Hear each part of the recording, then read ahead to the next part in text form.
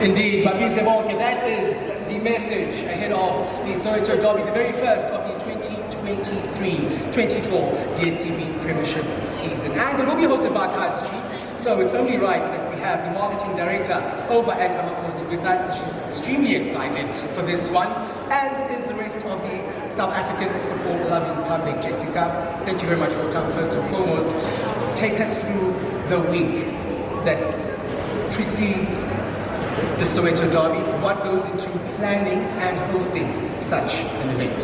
Well, thank you so much for having me. Lovely to be here at the home of champions, the home of sport. So very proud to be here with our partners and PSL.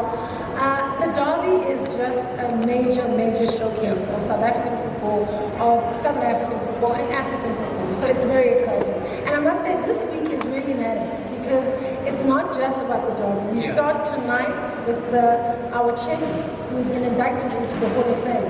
So that's very exciting. So it's going to be a special night tonight to celebrate a man who's actually created the Soweto Derby, this rivalry. So very excited about that. But it's really a pulsating week, a week of great football.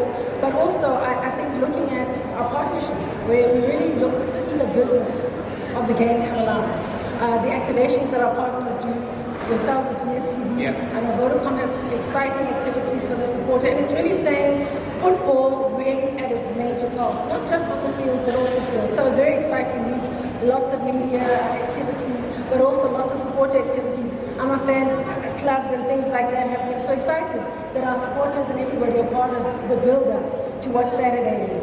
Yeah, I mean, it's only Thursday and already we've had so much excitement being generated. I guess helped by the fact that both teams played just a couple of days ago as well. From an economic point of view, this particular game, this particular event, this particular derby, what has it done for the city of Johannesburg? What will it continue to do as we look ahead to Saturday?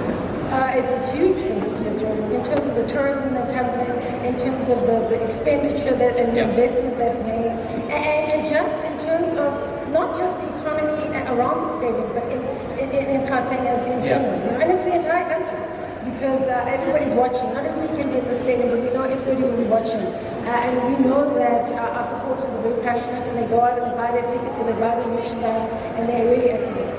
You speak about the supporters. Of course, they weren't allowed to be at the FNB Stadium just last night. Yeah, I thought you were showing last night. I was worried because I know it's going to be and it's going to be very full. I mean, we're sitting at 80,000 tickets, so I know it's going to be full.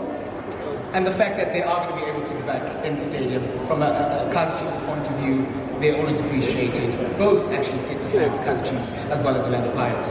Well, very important. I mean, first of all, it's unfortunate that we as football have seen violence in our stadiums, and Chiefs obviously were punished, and the players played very well yesterday, and we know it's not easy playing without the supporter, and we're looking forward to having them at the stadium, and we say let's come through to the game, support all your teams and make sure that you're there, but also let's be responsible in terms of how we behave, because we don't want a stadium like that. It doesn't build the game. Fans not being in the stadium is not good, and I know the players missed them last night, but did their best.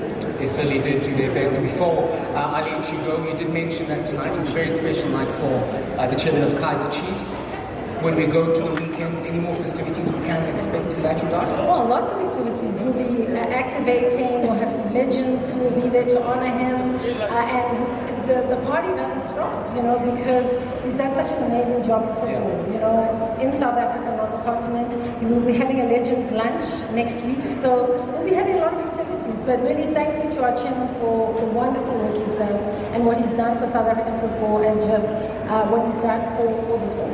Yep, absolutely fantastic, Jessica. Thank you very much for your time. You've heard from her. So much to look forward to from a DStv point of view. So much to look forward to from a Kaizer Chiefs point of view as well. And indeed, from just the spectacle that we can expect once again when Kaizer Chiefs lock horns with Orlando Pirates. From our point of view, there's not only going to be the build-up taking place in studio, there's also going to be a watch-along that will be hosted by both Paul Maboy as well as Tato Moeng. They'll be hosting some fans, hosting some stakeholders as well, and having a good time throughout the 45 and 90 minutes as the two big Soweto Giants lock horns at the FNB Stadium.